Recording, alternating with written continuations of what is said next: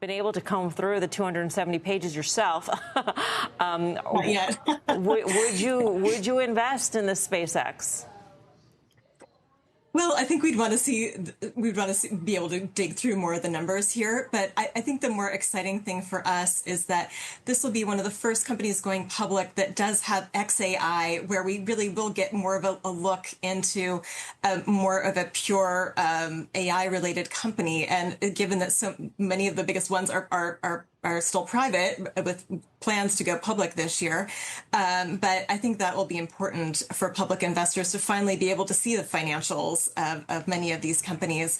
But I also think that with the companies that have announced their intentions to go public so far this year, that there's going to be a lot of competition for dollars, for investor dollars. And so I think it's going to be interesting to see how that plays out in the public market and what, if anything, is sold in order to make room for these new enormous companies that are planning to go public. Yeah, I mean, I certainly have been thinking a lot about that. I do think there's this sense out there that they're casting a shadow, that there's this wall of supply coming out. On the other hand, the amounts that they want to raise, even though these market caps are going to be enormous, they're going to be multiple tens of billions each, at least. You know, on a routine day, Nvidia trades $30–40 billion worth of stock. I mean, the money seems to be there. Obviously, if there's conviction behind it, I just also wonder if all these big companies show up in the market, it's going to have an effect on the volatility and I guess the fundamental underpinnings even of the market, just because, you know, we know they're all going to be loss-making to begin with. That's right. So I do think, as it relates to Nvidia, even, you know, I do think, again, having that visibility into more of these pure play companies within the AI space, and not SpaceX is not that, but it does have the XAI component. And then, of course, OpenAI announced plans today to go public.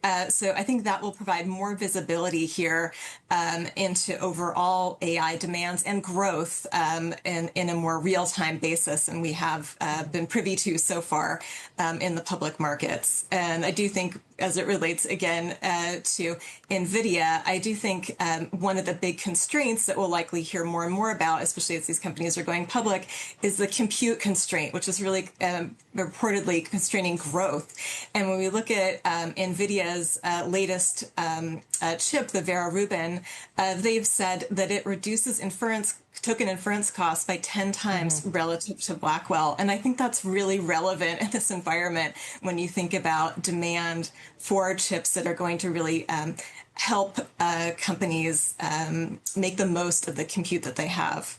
Yeah, Mike, you're mentioning the first quarter revenue totaling $4.7 billion. They actually break that down into the various businesses, so we're getting some color on that. It looks like connectivity is by far the biggest revenue bucket of theirs, $3.26 billion.